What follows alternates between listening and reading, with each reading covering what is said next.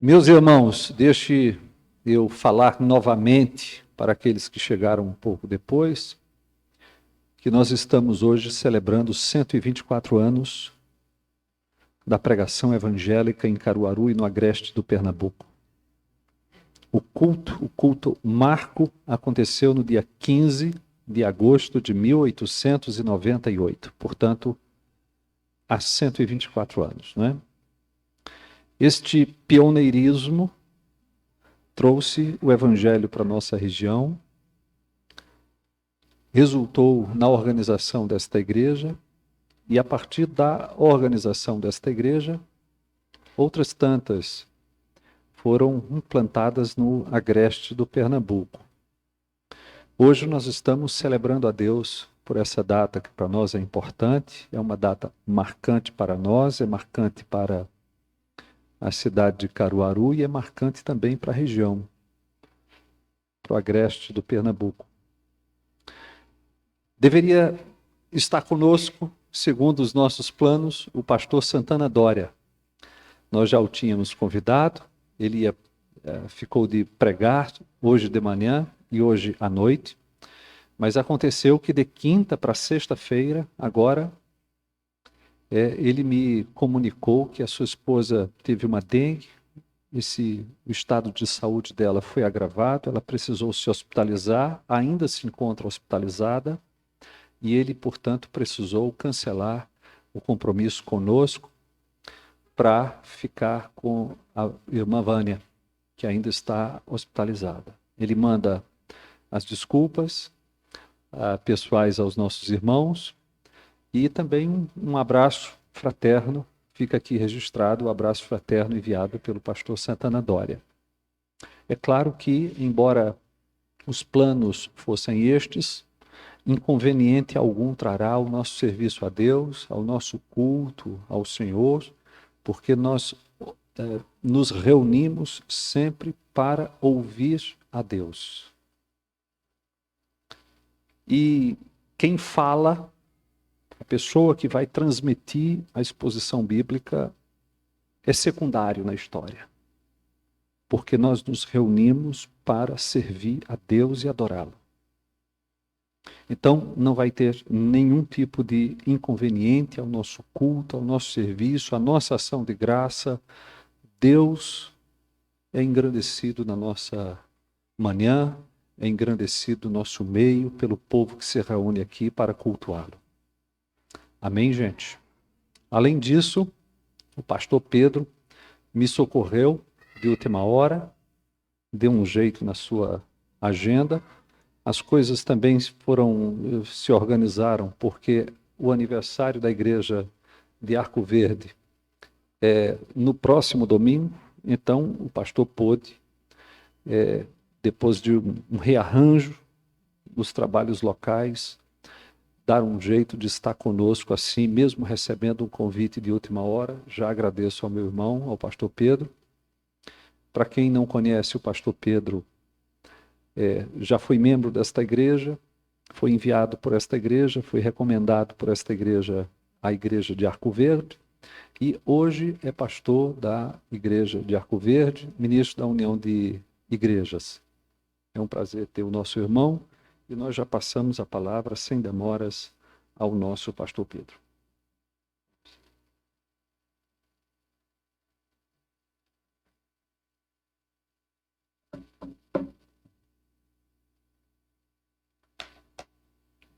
Bom dia, meus irmãos, a paz de Cristo Jesus.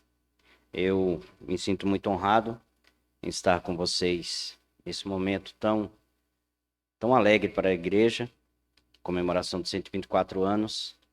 O Senhor tem sido gracioso com todos vocês e eu sei que vai continuar sendo, porque a palavra do Senhor ele tem a primazia aqui. Então que assim continue, Deus falando ao seu povo, em nome do Senhor Jesus. Sou grato a Deus, sou grato à igreja também. Trago vocês no coração, foi vocês, como disse o pastor, que me enviaram para Arco Verde. Então eu me sinto, na verdade, muito feliz em ver os irmãos novamente. Sem demora, meus irmãos, eu queria abrir a palavra de Deus juntamente com vocês A segunda carta do apóstolo Paulo a Timóteo, capítulo 1. Segunda carta do apóstolo Paulo a Timóteo, capítulo 1.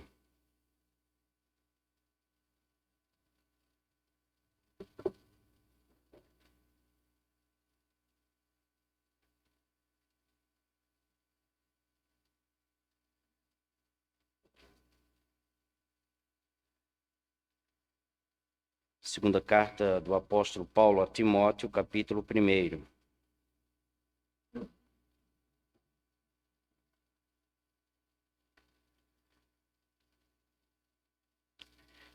O verso é do verso 15 ao 18, 4 versos. Eu vou ler e a igreja acompanha. Você já deve estar ciente de que todos os da província da Ásia me abandonaram. Entre eles estão Fígelo e Hermógenes. Que o Senhor conceda misericórdia à casa de Onesíforo, porque muitas vezes me deu ânimo e nunca se envergonhou das minhas algemas. Pelo contrário, quando chegou a Roma, me procurou com persistência até me encontrar. O Senhor lhe conceda que naquele dia ache misericórdia da parte do Senhor. Você sabe melhor do que eu quantos serviços ele me prestou em Éfeso. Amém. Até aí, meus irmãos. Vamos ter uma palavra de oração. Que Deus venha graciosamente sobre as nossas vidas. Senhor, estamos diante de Ti, Deus, pelas misericórdias contidas em Tuas mãos. Viesse, Senhor Deus, a nossa assistência com a salvação por meio de Cristo. E agora, Senhor Deus, estamos diante do Senhor para ouvir a Tua voz. Então, somente a Tua, Deus. Fala aos nossos corações. Chama-nos, Senhor Deus, a uma vida à semelhança de Cristo. E que Jesus seja exaltado nesta manhã. Oramos pelo nome do Senhor e Salvador Jesus Cristo. Amém. Pode assentar-se, meus irmãos.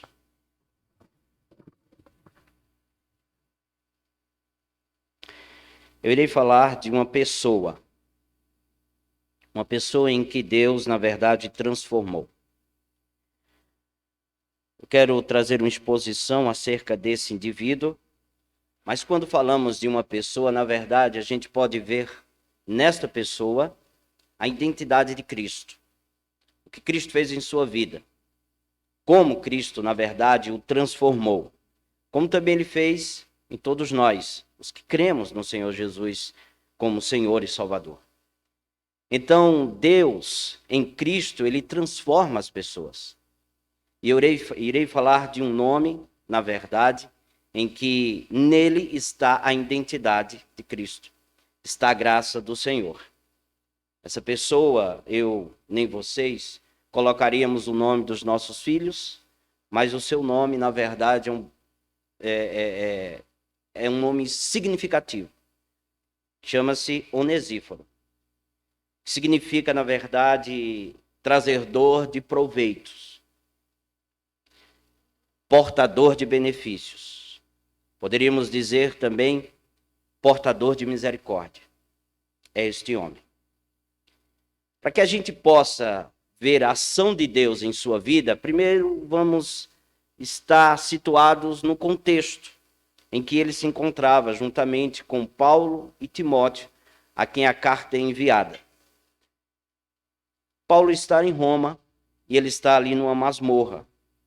Ele foi preso em 64 depois de Cristo. Depois foi solto por um pouco período. Depois retorna à prisão, porque o Império Romano estava, na verdade, perseguindo os cristãos. E ele escreve essa segunda carta. E essa segunda carta é a sua última. E ele está prestes, na verdade, a morrer e ser executado. E aqui ele escreve essa carta e está em uma masmorra em Roma. Está tudo escuro, está tudo frio. Apenas há um raio de luz que penetra em cima, numa pequena abertura no topo, iluminado pela luz solar, e um buraquinho onde ele pode, na verdade, ver o mundo, somente através daquela luz. a um buraco onde ele está, e naquele lugar foi transformado em uma prisão. Lá estava um judeu, um homem que deu-se a vida para pregar o evangelho. Um homem que, na verdade, doou-se totalmente para que o evangelho fosse, na verdade, anunciado. Ele está acorrentado a um guarda. Era um homem que sofreu, sabia o que era sofrer, por causa da graça de Jesus em sua vida. Paulo de Tarso estava somente esperando pela sua execução.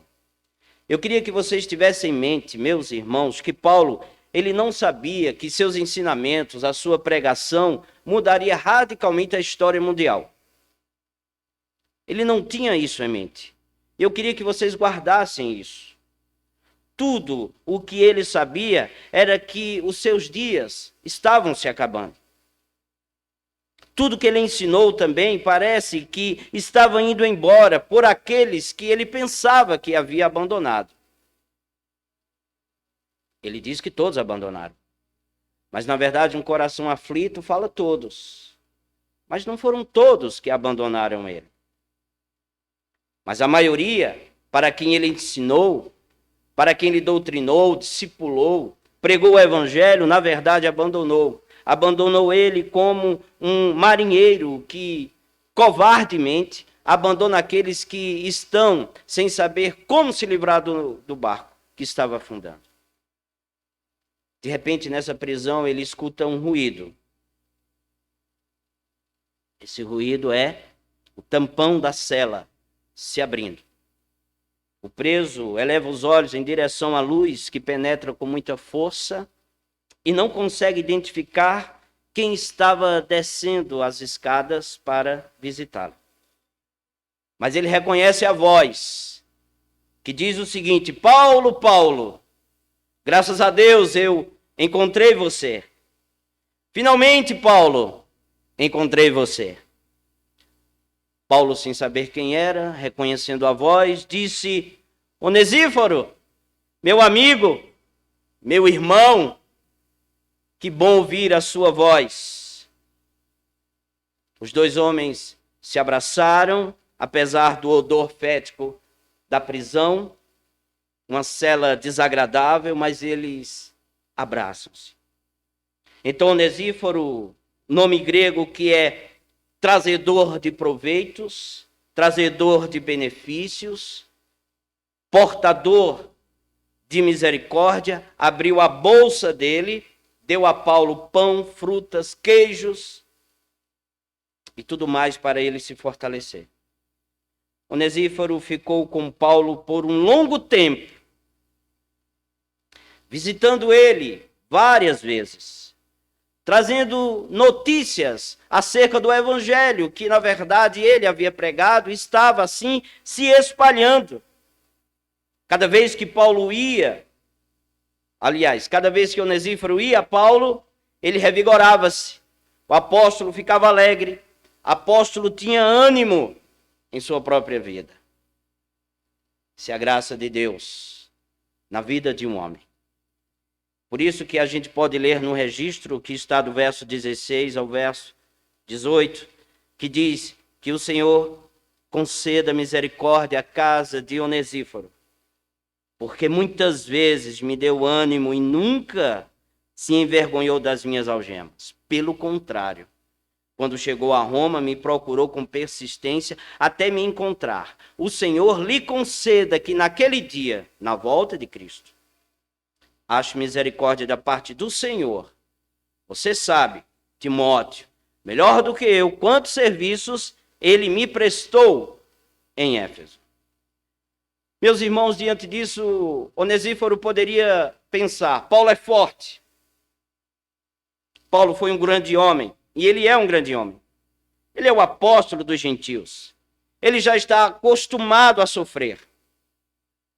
Ele já foi preso uma vez, foi solto, está preso novamente, ele já sabe a situação, ele já sabe o contexto, ele já sabe se virar sozinho. Quem sou eu para tentar ajudar aquele homem? Ele poderia ter pensado assim. Ele poderia ter dito: Deus cuidará dele mais uma vez, como sempre cuidou. Mas louvado seja o Senhor, que o trazedor de proveito, que o portador de benefícios, Onesíforo, ele não pensou assim, pois a realidade é que todos precisam serem reanimados. Todos nós. Todos nós precisamos de revigoramento. Até mesmo o Senhor Jesus, em seu momento de maior dor, ele levou 3 amigos lá para o Getsêmani e pediu para que orasse por ele, porque ele estava com uma profunda tristeza até a morte. Mateus 26, verso 38. Pense bem, meus amados e queridos irmãos, se Cristo precisou da presença de amigos, se Paulo precisou da presença de amigos, então todos nós precisamos da presença de amigos. Precisamos de pessoas portadoras de misericórdia, de bondade, de benefícios. Assim é que Deus chama todos nós para sermos. De alguma forma, servirmos de portadores de benefícios, Deus nos chama para sermos onesíforos uns dos outros. E aqui a gente pode ver na vida deste homem, o traço de Cristo, o traço da graça de Deus, a identidade do Senhor. Um dos grandes, meus irmãos, traços da graça de Deus na vida desse homem é a forma como ele mesmo, a alto custo, doou-se para Paulo, tanto financeiramente, quanto emocionalmente e espiritualmente. Ele se dispõe a ajudar o próximo com fé, com esperança, confiando na graça do Senhor e Salvador Jesus Cristo. O escritor, meus irmãos, aos Hebreus, ele fala dos portadores de benefícios. No capítulo 10 da sua carta, não abram, eu irei ler, do verso 32 ao 34, que diz o seguinte: lembrem-se dos primeiros dias, quando foram iluminados, e de como permaneceram firmes, apesar de muita luta e sofrimento. Houve ocasiões em que foram expostos a insultos e espancamentos. Em outras, ajudaram os que passavam pelas mesmas coisas, sofreram os que foram presos, com os que foram presos, e aceitaram com alegria quando lhes foi tirado tudo que possuíam. Sabiam que eles esperavam coisas melhores que durarão para sempre. Não deixe de notar como a fé, como a esperança na graça do Senhor Jesus, ela é capaz de produzir onesíforos. Isto é, crentes corajosos, portadores de bondade, a despeito de muita luta, a despeito de sofrimento, a despeito de insulto, a despeito de espancamento, a despeito até mesmo do confisco de todos os seus bens. Este homem está disposto a ajudar o seu irmão, porque nele existe a identidade de Cristo. Diante disso, Timóteo precisava de encorajamento. É por esta razão que Paulo, ele escreve essa pequena biografia sobre este homem para encorajar o jovem pastor Timóteo. Parece-nos que aquele jovem pastor não era corajoso por natureza, nem era capaz de resistir às opiniões públicas contrárias. Porque, na verdade, quem é pastor anda nessa via. Opiniões públicas contrárias e muitas vezes desanima, desencoraja. E Timóteo precisava de um encorajamento. E neste sentido, Paulo escreve, na verdade, acerca de Onesíforo para encorajá-lo. Assim, pelo menos 3 ou 4 vezes, nessa segunda carta, no capítulo 1, Paulo exortou a seu discípulo Timóteo a não se envergonhar do Evangelho.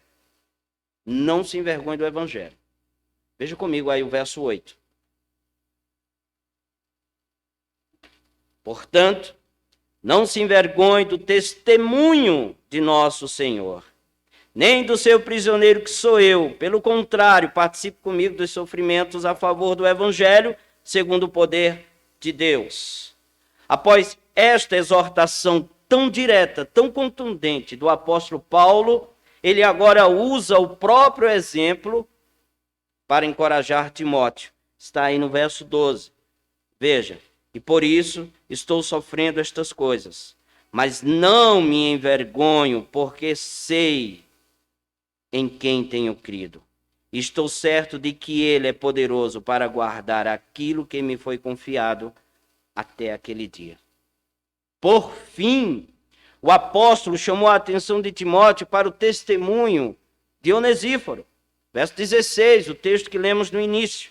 Veja o que diz: que o Senhor conceda à casa de Onesíforo misericórdia à casa de Onesíforo, porque muitas vezes me deu ânimo e nunca se envergonhou das minhas algemas. Paulo usou essa identidade de Cristo na vida deste homem, a graça de Deus em sua vida, para mostrar a Timóteo que ele precisava ser encorajado. De coragem. Não se envergonhe, Timóteo. Timóteo, cultive isso no seu coração. Seja um portador de benefício. Faça aquilo que Deus te chamou para fazer. Pregue o evangelho. Anuncie a palavra do Senhor a despeito de quem venha contra você. Nesse mar revolto, gente, que na verdade existe hoje, de pessoas contrariando aquele evangelho que nos foi dado, que está sobre nossas mãos, de que Cristo é Senhor, Salvador, Redentor e que chama pecadores ao arrependimento. Parece que essa mensagem não está em voga hoje, mas ela necessita ser pregada. Paulo, a gente sabe quem é. Agora, Onesíforo, nós sabemos quem ele é. Além da saudação, gente, a sua família, que está no capítulo 4 dessa mesma carta, verso 19, ele faz uma saudação à sua família, diz, capítulo 4, verso 19, dê saudações a Priscila e Áquila e a casa de Onesíforo.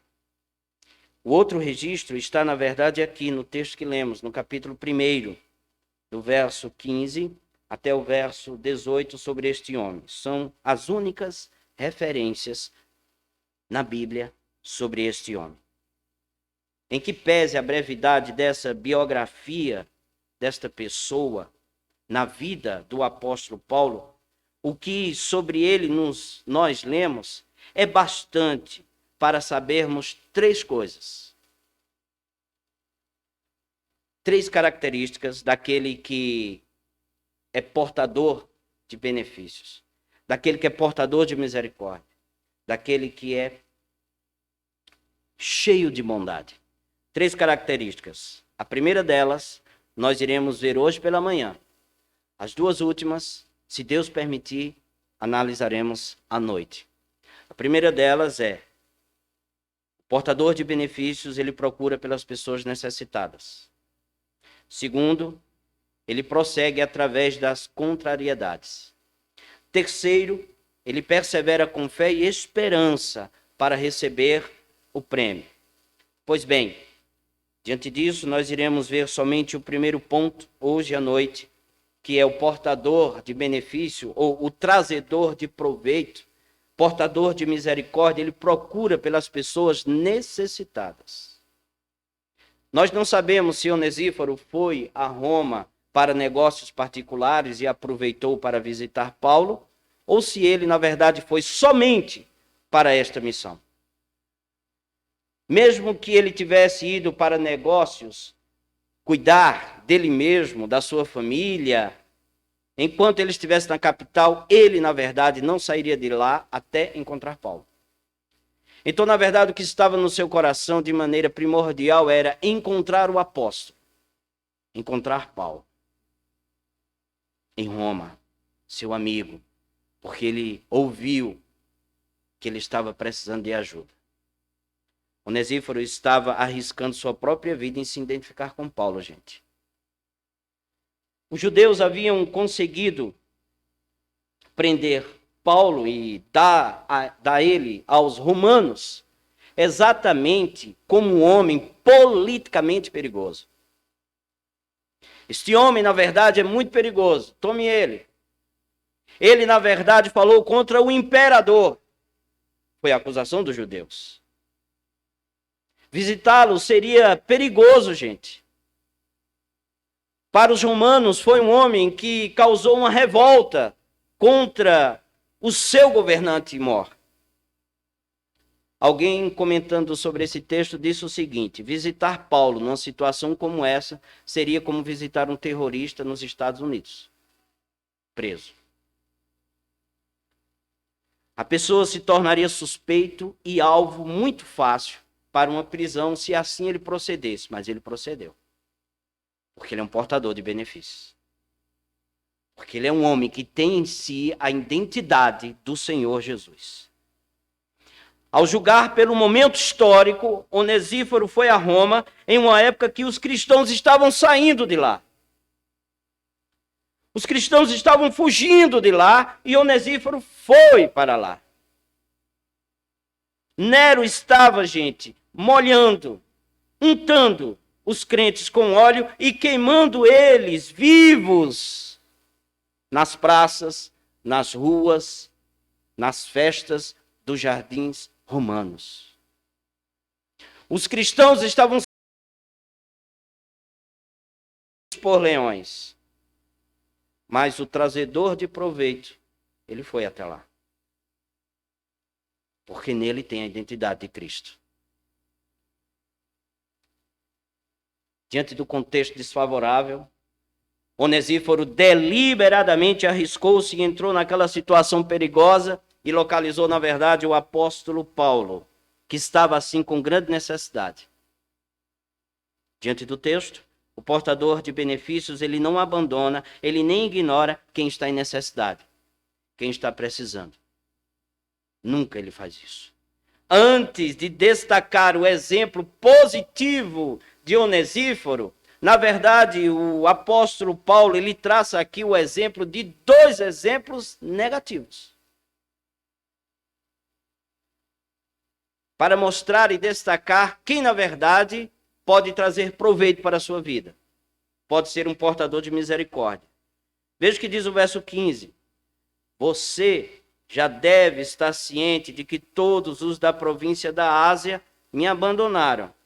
Entre eles estão Fígelo e Hermógenes. Ásia era a província romana em que Éfeso estava localizado e Timóteo era o pastor que ali estava. Todos, diz Paulo, os da província da Ásia haviam abandonado ele. Será que foi um exagero do apóstolo?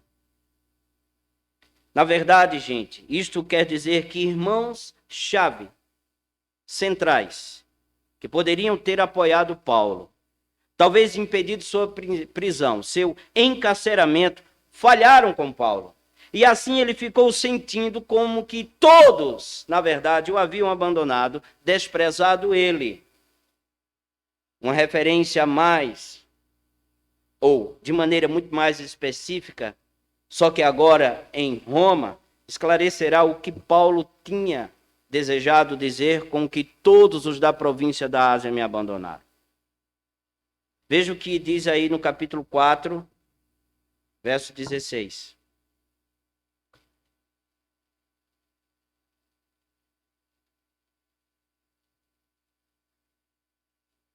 Na minha primeira defesa, ninguém foi a meu favor. Todos me abandonaram. Que isto não lhe seja posto na conta ou em conta. Na verdade, pessoas que poderiam ajudar o apóstolo abandonaram ele, na verdade, quando ele estava mais precisando. Portanto, gente, quem poderia ter ajudado simplesmente ignorou e largou Paulo sozinho. Inclusive Fígelo e Hermógenes. Esses irmãos que, pela descrição do apóstolo Paulo, era muito querido, gente. Era muito amado esses dois. Não há maiores informações sobre esses dois que nos satisfaçam. Os poucos detalhes que temos, apenas os nomes apresentados pelo apóstolo Paulo, nomes que Paulo e Timóteo conheciam muito bem, conheciam de perto, intimamente, servem para destacar a situação tão deprimente que o apóstolo encontrava-se em Roma. Era como se Paulo estivesse dizendo o seguinte: Timóteo, ninguém me ajudou. Você acredita, Timóteo, que nem Fígelo e Hermógenes apareceu?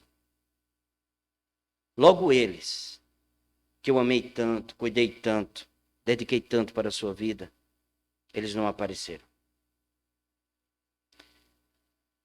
Paulo está dizendo que quem foi alcançado, na verdade, pela graça de Deus, não age dessa maneira. Não é um tipo de cristão que abandona o irmão em necessidade, principalmente quando tantas coisas estavam em perigo aqui.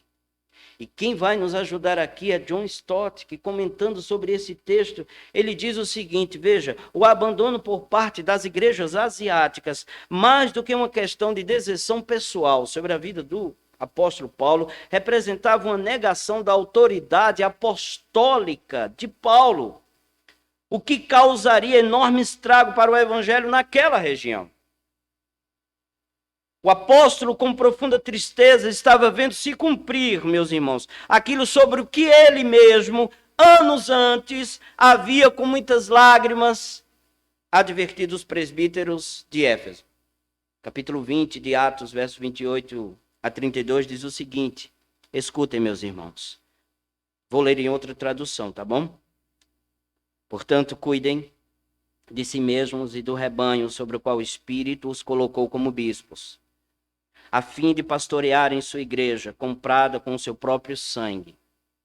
Sei que depois da minha partida surgirão em seu meio falsos mestres, lobos ferozes, que não pouparão o rebanho.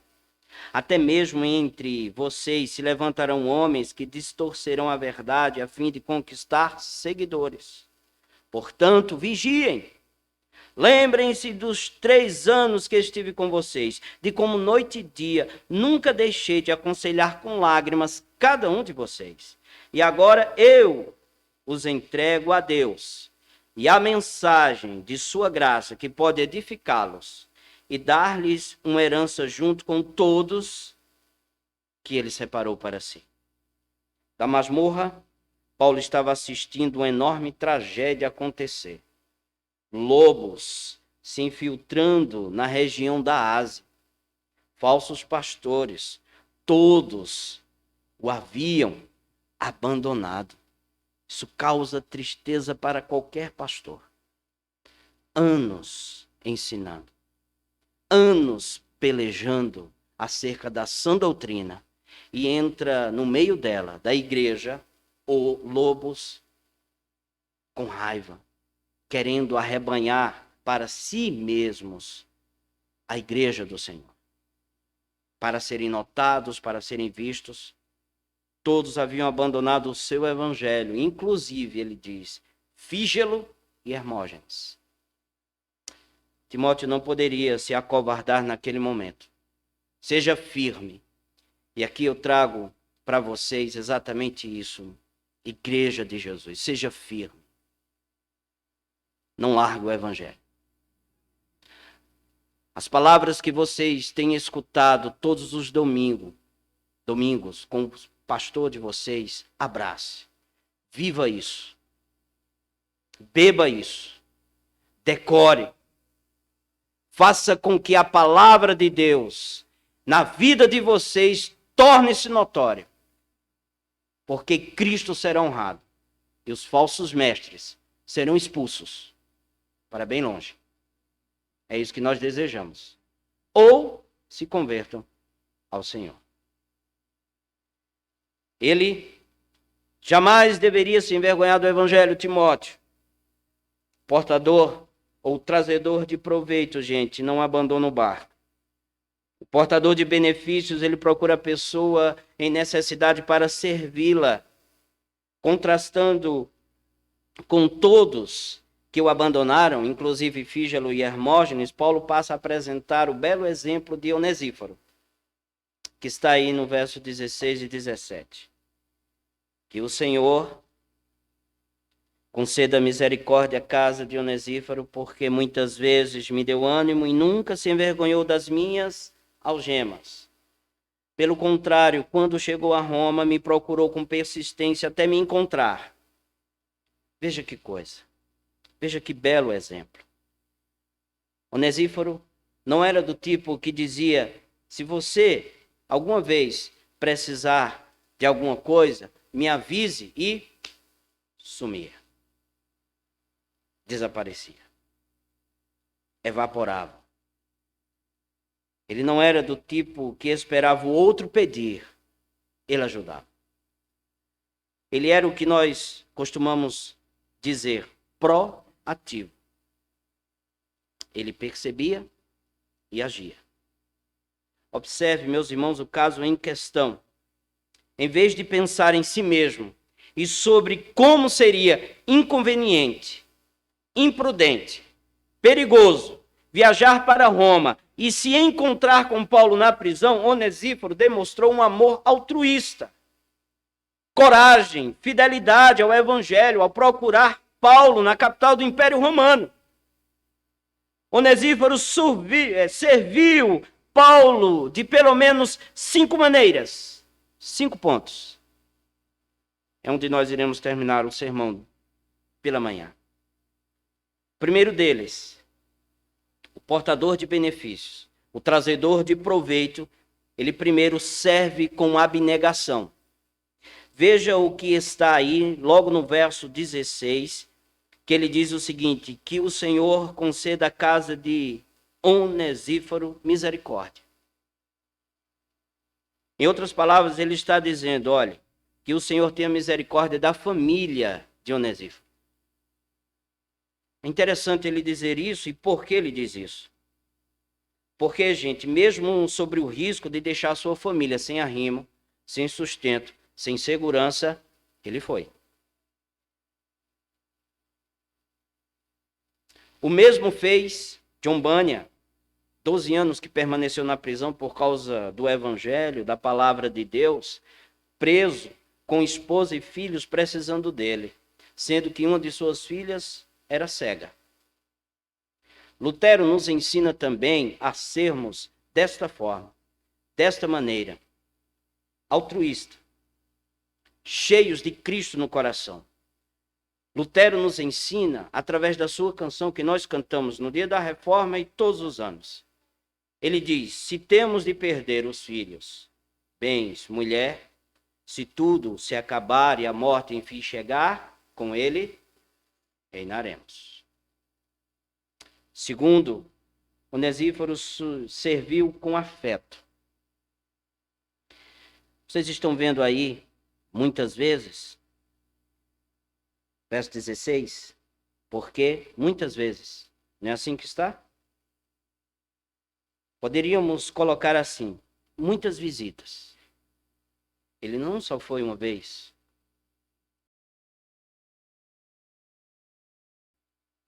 Ele não foi uma vez e deixou de mão, mas ele repetiu o serviço com a sua afetuosidade, com seu amor, com sua presença. Ele foi ao encontro do amigo, ficou com ele, comeu com ele, conversou com ele, esteve ao lado dele, carne e osso.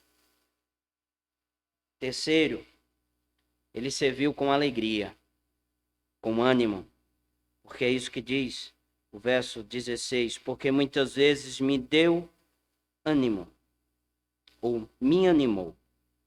Ele serviu com a palavra de ânimo a Paulo no Senhor. Paulo estava pensando naquilo que eu disse, grave em sua mente, no começo do sermão, que Paulo pensava que estava preso, o evangelho estava sem se propagar. Certamente, Onesíforo chegou para ele e disse: Paulo, não se preocupe. O que você fez não foi em vão. A palavra de Deus está percorrendo o mundo todo. A graça de Jesus está alcançando pecadores. Por que a gente pode dizer isso? Porque no capítulo 2, verso 9, Paulo depois escreve: é por ele que estou sofrendo como malfeitor, mas a palavra de Deus não está algemada. Eu estou preso, mas a palavra de Deus, ela se espalhou. Certamente porque Onesíforo chegou para ele e disse: Paulo, não se preocupe, o que você fez não foi em vão. Seu trabalho não foi vazio, não foi oco. Você pode estar pensando que o que você esteja fazendo seja nada. Mas você precisa depender da graça de Jesus. Dê somente, unicamente, o testemunho de Cristo em sua vida. Então Onesíforo reafirmou o evangelho com ele, orou com ele, cantou com ele, mostrou-lhe que o esforço dele não tinha sido em vão, para a glória do Senhor Jesus. Quarto, ele serviu com amor. Porque o texto diz que ele nunca, Onesíforo, se envergonhou das minhas algemas. Isso é amor, gente. Diante da situação em que ele estava, provavelmente alguns de nós nem iríamos lá. Eu vou ser preso. Eu não vou não. Vai que eu apanho. Não é verdade? Mas só que Onesíforo havia aprendido o que está na primeira carta de João, capítulo 4, verso 18, que diz que o amor lança fora o medo. Por que ele tem esse amor? Parece mesmo um amor irracional, mas é porque ele tem em sua vida o amor de Cristo, gente. A vida desse homem é o que é porque ele tem em si uma pessoa chamada Jesus Cristo. Em quinto, ele serviu com dedicação. O verso 17 diz: pelo contrário, quando chegou a Roma, me procurou com persistência. Veja que dedicação. Com persistência. É exatamente disso que nós precisamos. Ele serviu com afinco. Onesíforo nos ensina muito sobre a forma como deve agir um cristão, como deve agir um discípulo do Senhor. E eu quero dizer que dedicação, gente, é o combustível para todos nós. O amor de Cristo em nós nos motiva. Se a gente está precisando, gente, de uma motivação para servir o Senhor e buscarmos em outro lugar, senão no amor de Cristo, existe alguma coisa errada. Paulo diz que o amor de Cristo nos constrange. É esse amor que deve fazer com que eu e vocês sirvamos o Senhor.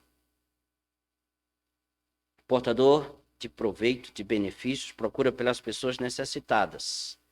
Esse é o primeiro ponto. Os outros dois nós iremos ver à noite, se Deus nos permitir, para a glória do seu nome. Eu quero dizer que a história desse homem não é nada mais, nada menos, eu repito, do que a vida dele na pessoa de Jesus. Uma pessoa não pode ser assim se Cristo não estiver no coração dela.